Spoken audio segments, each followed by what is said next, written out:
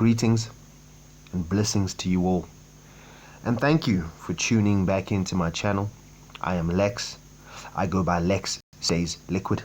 And once again, this is a beautiful time to be alive, especially for us boys, for us gents, for us men.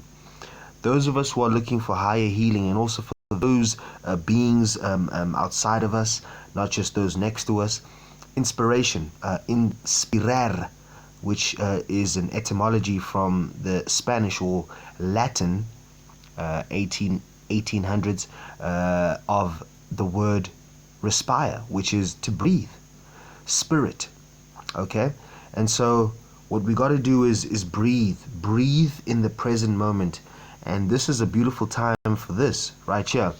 Tyson Fury, as you know, he just knocked out Dillian White in April 2022, and he's retired pretty much. And this is excerpt from a Joe Rogan podcast from 2018 in October, and he speaks about his depression and addiction and how he comes over that. Please check this case study out and enjoy. Much love.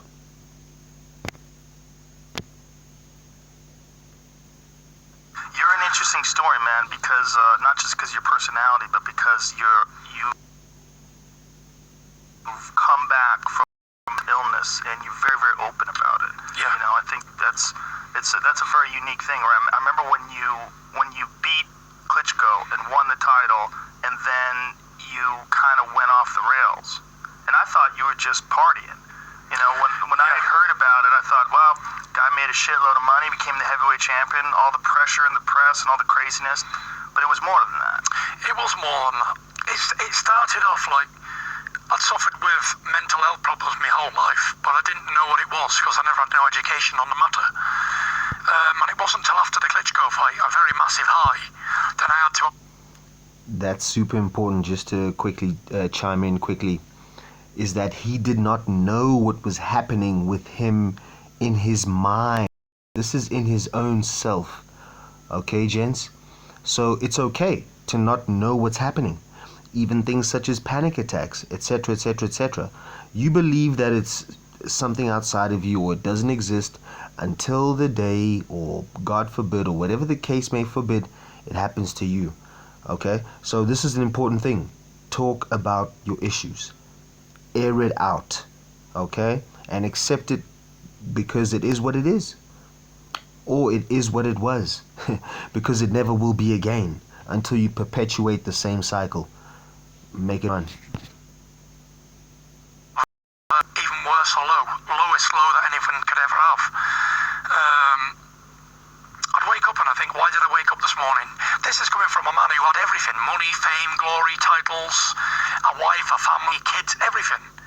But I felt as if I had nothing. I felt there was an empty, gaping hole that was just filled with gloom and doom, and it just was one bad thing happened to me after another. Within 7 days, the IBF stripped me of their title because I couldn't defend against Glazkov, who was a nobody, because I had a rematch clause with Vladimir. But the IBF wasn't expecting me to beat Vladimir, so they chucked that clause in there anyway, thinking Vladimir's going to win and he'll defend against Glazkov. But because I won, they stripped me of the belt, which is none of my reason. Within 7 days of the fight? Yeah. That's insane. Yeah. How can they require you to fight within 7 days? No, they didn't, but they required me to go into negotiations. And you didn't. So just not going into negotiations to sign, they stripped you within 7 days? Yeah, but they knew I couldn't go into negotiations because of a rematch clause. Boxing's a dirty business. So I was stuck in between a rock and a hard place. Yeah. And that's what happened. That was one belt gone. And then my team and the Klitschko's team were carrying on about where the fight was going to be. It was going to be on a cruise ship in Dubai. It was going to be here. It was going to be there. Time was dragging on. A cruise ship? A cruise ship, yeah. There was some Arab billionaire who wanted to make this fight an exclusive fight for him and his buddies. No. Yeah. Come on. Seriously, this fight was heading for a cruise ship. That fucking oil money, man. They've got some money. But listen, if they can afford it, do it. That's what I say. That would have been the most hilarious scenario ever for a world heavyweight title fight. A bunch of Arab billionaires on a cruise ship. Wow. So they strip you of the IBF belt. You go in a negotiation with Klitschko for the rematch. How come the rematch never happened? The rematch didn't happen initially because I went over on my ankle in training. I was in Holland training for the rematch, and I was running up on heavy terrain, and I went over on my ankle, sprained my ankle quite badly, so we had to postpone the fight. And by the time I was off, like say 3 months, getting his ankle right and all that, I just didn't want to do it anymore, if you know what I mean. I didn't have the desire. The fire wasn't burning no longer to fight, and I was suffering with. Right there is what we are going to witness. What he experiences is a lack of motivation, hopelessness, no drive. Most likely you are either fapping a lot, or you are spreading your sexual energy left, right and center. Okay, make it run.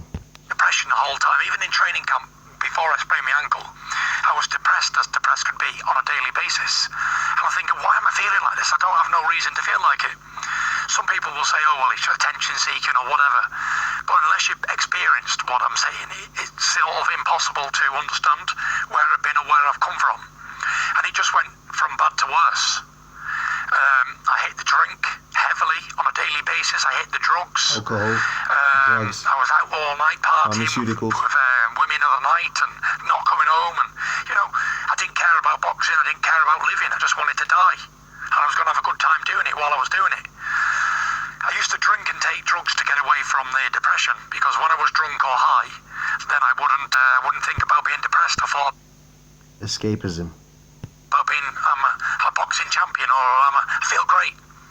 But as we know, when the drink wears off, it only leaves you with a bad hangover and feeling even more depressed. For someone who suffers with mental health, the worst thing we can do to escape it is take drugs or alcohol. But yeah, that's the most common approach. And that's the common approach because people, we don't know, because it's not spoke about. And this is where I want to spread the word on mental health, so when other people are in this position in the future, they know where to go and they know what to do, because there's a blueprint. Absolutely powerful. Absolutely powerful. We're going to leave that right there. If you want to go and check out the rest, shout out to Joe Rogan for the podcast. Shout out to Tyson Fury.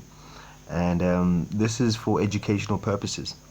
And I hope just on that little excerpt, you're able to just pick up exactly the fact that you're not immune to healing yourself.